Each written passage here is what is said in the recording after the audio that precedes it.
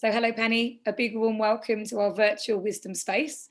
And, it's a shame you can't be here with us in person, but the next best thing is speaking to you and hearing some of the wisdom that you have around creativity and why it's so important at every stage of life. And today we're going to hear a little bit more about your journey, what creativity means, but also focus on nature and the environment and why that's so powerful and important for us to embrace to nourish both ourselves as individuals, but also to help nourish our creative spark. So I'd love to start by looking a little bit more about your journey, because it feels like you found your calling really as an ambassador for creativity. And when I look at what you do, for those that don't know you already, Penny, you're an artist, a creativity specialist, a senior lecturer in arts education at Bath University. You are director of research at House Imagination, which is in itself a renowned charitable organisation which is focused on children and young people's creative thinking and developing that.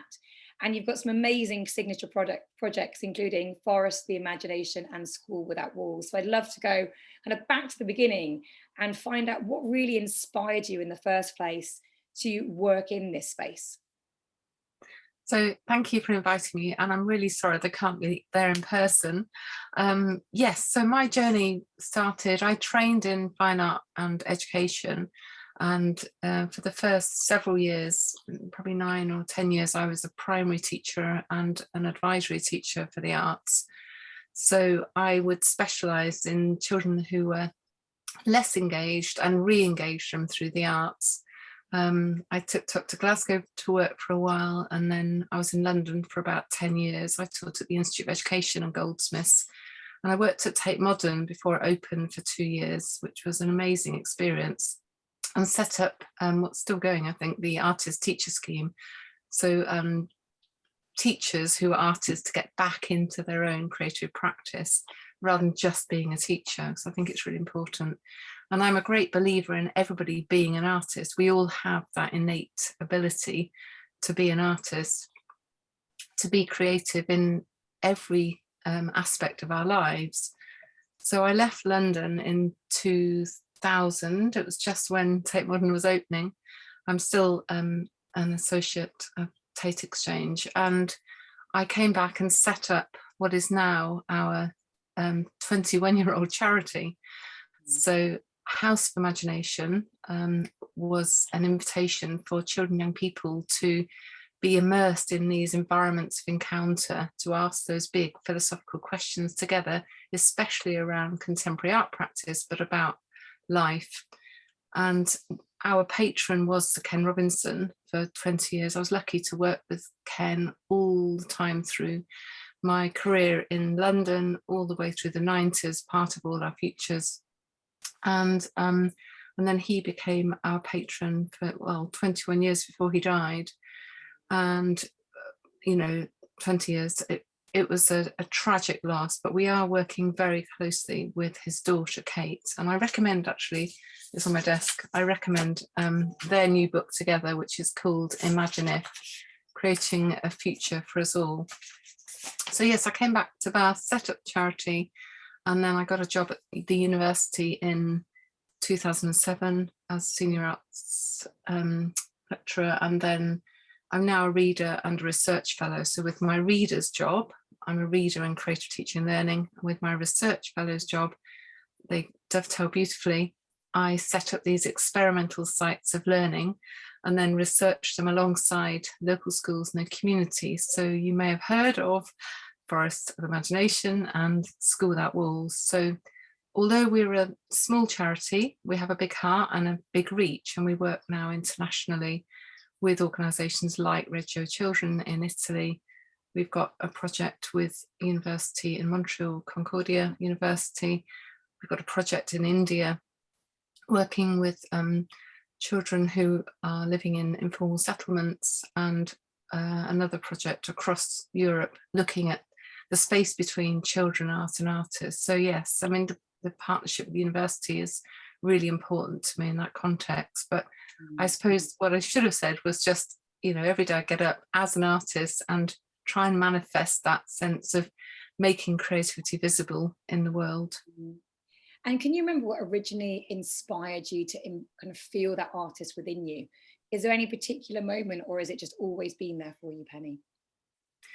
Well, I have to say, I think that it was my art teacher that saved me. I went to a very formal grammar school in the days when you had to pass 11 plus. And I would often get to the school gate and turn around and draw in the park. And he metaphorically brought me back in with these brilliant conversations about contemporary art and art as a way of being, in the world, in the here and now. So that's why I'm a great fan of contemporary art practice. And I think in relation to creativity and long and deep conversations with Sir Ken Robinson, that creativity is in all of us. It is an innate human capacity, and you see creativity in everything around you. But it's a way that you can think and feel and understand the world. And I've heard it referred to as a magical spark. I think it's Kate Shepherd, who you might have heard of, who talks about it as this magical force within us. That often one of the blocks in her view is that we can't, because we so want to control and want to be in control of everything, that often we don't let that magical force within us come through. And I'd love to kind of build on the notion of creativity within us and making it accessible, because often creativity is thought of, you have to be a graphic designer or an artist or a composer or a painter. And I'd love to know how you would say, what is creativity in a way that makes it accessible to everyone every day, not just as a profession that people label it as? Yeah, so I think there's so many different definitions of creativity, and there's long years of research across the world. I think that when Ken chaired the National Advisory Committee for Creative and Cultural Education, if you haven't read this book, read it. It's amazing. It's called All Our Futures.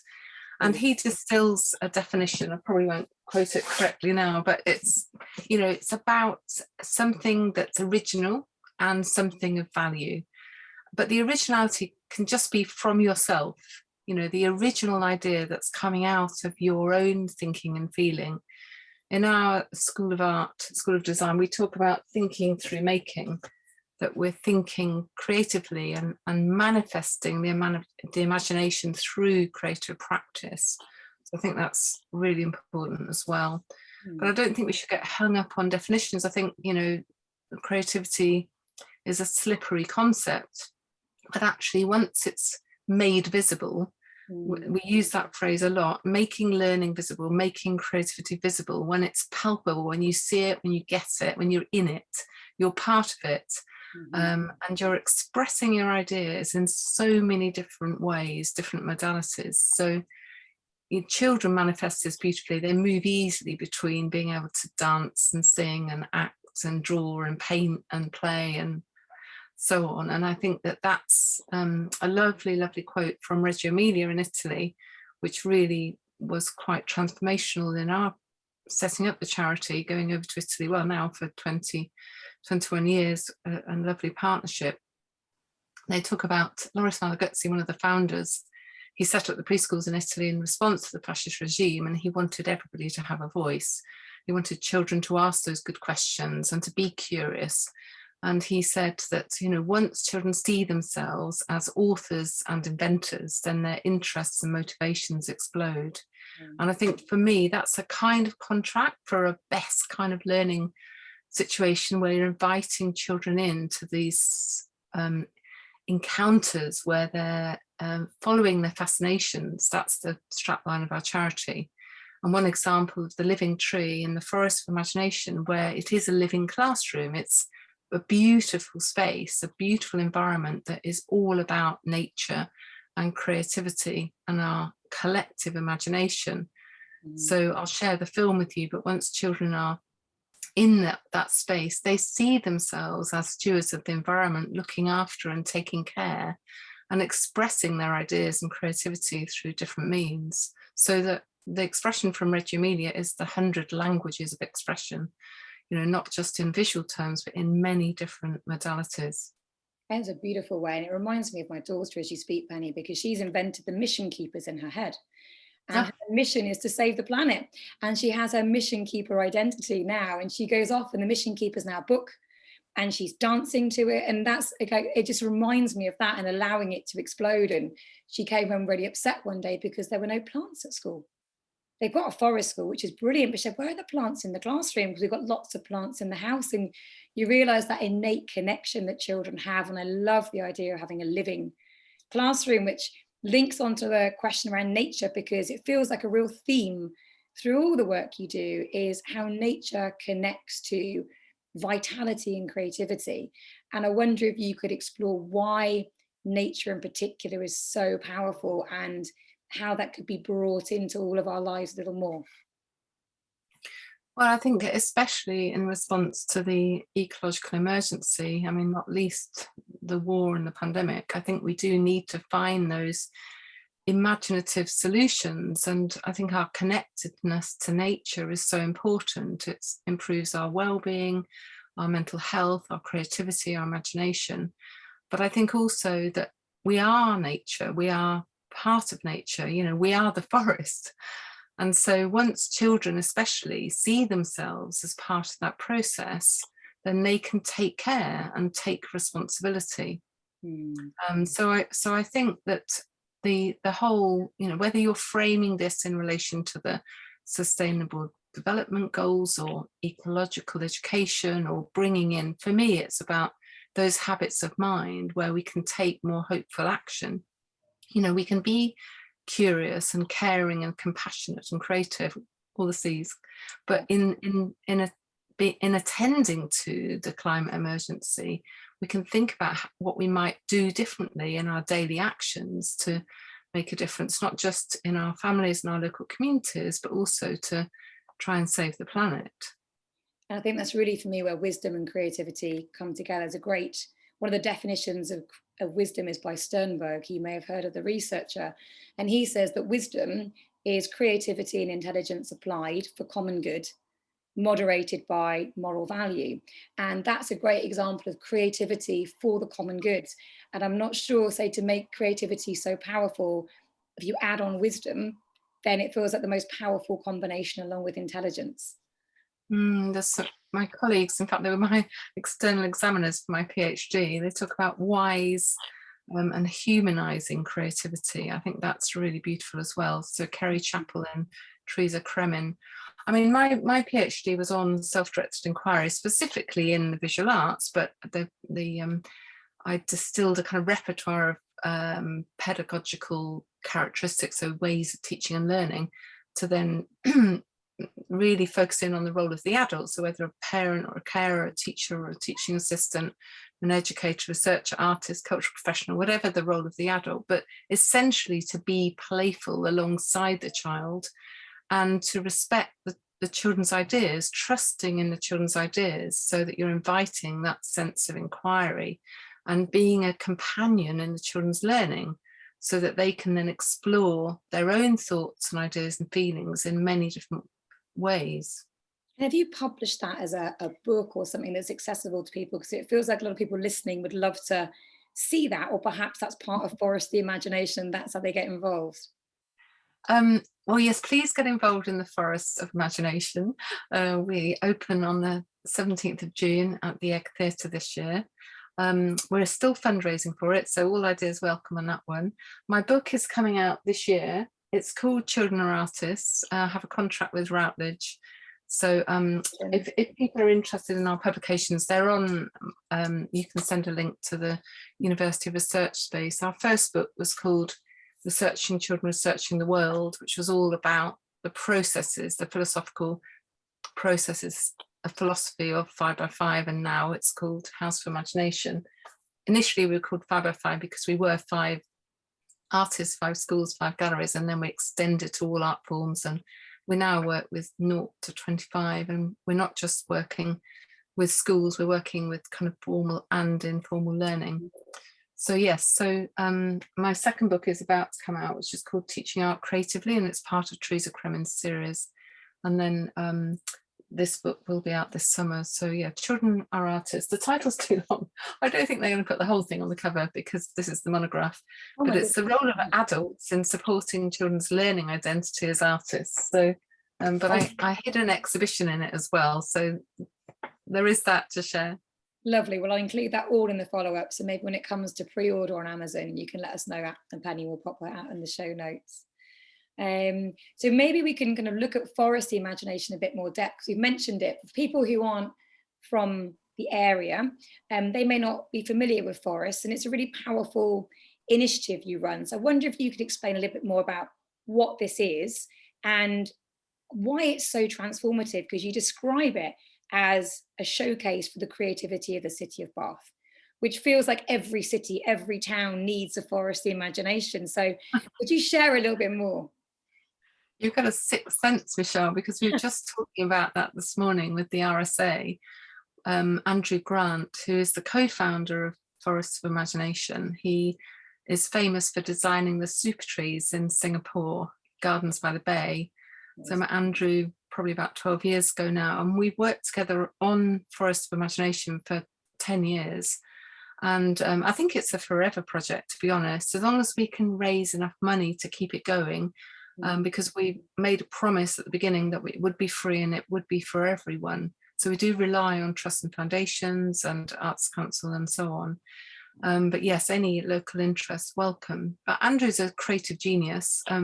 He's a landscape architect, and he is in Bath with his company Grant Associates, but he's also in Singapore. So I just said to him one day, why don't we do something in Bath? It just makes sense that you're here and you've got this fantastic team. So each year we take over a different space and we reimagine it to bring nature and creativity and our collective imagination into a community setting. So it's really got some very serious themes, responses to climate change, thinking about working together with local and international artists. It's about creative placemaking. It fits beautifully with our mission at Bath University to be a creative social enterprise, so we are in service to the community. But I suppose for me, you know, I'm always trying to think about reimagining education, and that's why learning is everywhere. It's not just in a school or in a home, it's everywhere you are. So learning in forests and fields and learning together in groups with families. So the project is intergenerational, and over the 9 years, and it's the very first year we were at Sign Hill, supported by the brilliant Chloe Richardson at Herman Miller, and taking over the space, we reimagined the historic gardens at Sign Hill. We had a forest inside and outside, and invited the local community, local schools, local families to come and play. And the RSA has supported it each year. And then each year we've popped up in a different place. So we were then in Queen's Square in 2015. And one of our key partners is, apart from the university, is Fields and Clegg Bradley Studios. And that year, the team of architects designed a beautiful installation made of bamboo, almost like an amazingly scaled up musical instrument where children could play these bamboo pipes. And that's now in Somaliland as a seawater greenhouse. So every year we repurpose everything. In 2016, we were inside and outside the Abbey, and we were saving, the big theme was to save the baobabs and the lemurs in Madagascar. And now Andrew Grant and Peter Clegg have a research site in Madagascar, where in partnership with Bristol Zoo, they are literally saving the lemurs, the blue-eyed black lemur in Madagascar and the baobabs. And I think especially because of the climate emergency, it's even more important. In 2017, we were at Bushy Norwood next to University of Bath and worked with Edge Arts. And we designed this beautiful kind of hour's walk based on Darwin's sandwalk, where at each point there was a different creative installation, and really an opportunity for children, families because it is for all ages and it's very playful, but just to have those moments of contemplation in nature, to really think about ourselves as being creative, but how we can also make a difference together. So it really has become a community of practice. And in 2018, we co-designed the whole event with Three Ways Special School. Brilliant. So we took over Space by the Quay, by Bath Quays and Kingsmead Square. Andrew designed this beautiful pop-up performance space, so it was very accessible for wheelchairs. We had these large structures on the water edge, and invited the whole community to again just come and play over several days. We took over the college as a pop-up house of imagination. That's where the name came from. It was born in the forest, really. But Ken Robinson visited our university, and we had that conversation about, you know, having a creative revolution, and why not call ourselves House of Imagination. So that's when we decided to change our name in his memory. And then the last full-blown event with thousands of people, you know, each year we were attracting more and more audiences. So we had about 10,000 at the Holborn in 2019 over a 5-day period. And each year we work with local schools, so about 20 schools a year. And we have 2 designated school days where schools can visit. And we worked again, we had a pop-up house of imagination made out of eco-ply. We work with WOMAD, we have performances from Ballynimber, talks from people like Richard Long. Amazing. And Lauren Child. And then COVID hit, so we had to be really creative and pivot to the digital space. We ran a digital festival over several months. We launched it in Mental Health and Wellbeing Week, and then were partnered with TED Countdown, Chris Anderson from TED, and we linked with 10-10-20 to focus on that event. And then last year we had a travelling forest in a kind of a hybrid COVID safe way, travelling from Bath City Farm to Beckford's Tower, to Locksbrook, Bath Eastern's Secret Garden and the American Museum. And then last September ended up at the Egg. Kate Cross, director of the Egg, another brilliant person, and said to me out of a moment of crisis, "Help, Penny, we've got an empty theatre." And I said, "Well, just put a forest in it, Kate." Yeah. So we invited Andrew Amundsen in Berlin to work with us. He works with computational architect Sasha and Bella Ekebena, and they work in Olafia Eliasson's studio in Berlin. So we co-designed the whole event with our students in the School of Design, and then Andrew was able to come over in September in person, in real life. And so the Living Tree film that I'll share with you is the manifestation of that forest. We brought a real forest into the Egg Theatre, and we worked alongside Roxana Vilk and the Vilk Collective and Squid Soup, who designed a beautiful set of 120 orbs that were responsive to sound and light. So it was truly an immersive, creative, living classroom. And I just to finish, I like Joseph Boyce's phrase, you know, my favourite gallery when I was working at Tate Modern, you know, every classroom should be a work of art. So this year we've been invited back to the Egg, 17th of June to the 3rd of July. And we're going to take out, I can't give too many secrets away, but we're going to design a mirror maze with Professor Alf Coles, who's our maths expert and creative professional, working alongside Fields and Craig Bradley Studios. And the mirror maze will take over the auditorium, and then we'll rewild the mirror maze so that children and families can see themselves reflected in nature. So we're encouraging them to take responsibility for nature and to be stewards of the environment. So yeah, watch this space. Magical. Well, Penny, I know you have to go and you fit us into a window in your diary, but I think I could talk and listen to you forever. So hopefully there'll be some opportunity to collaborate again. It's lovely to see how much you're collaborating with others to embrace creativity from many different people, but also the one thing that resonates from the way you talk is how you've focused on what's close to home, but your impact has gone across the world. And so I wish you every luck in your ventures. I shall be booking my tickets to the Egg and bringing my daughter and encouraging the school to come along too. And thank you so much for being here with us today. It's been a pleasure to have you. No, thank you for having me.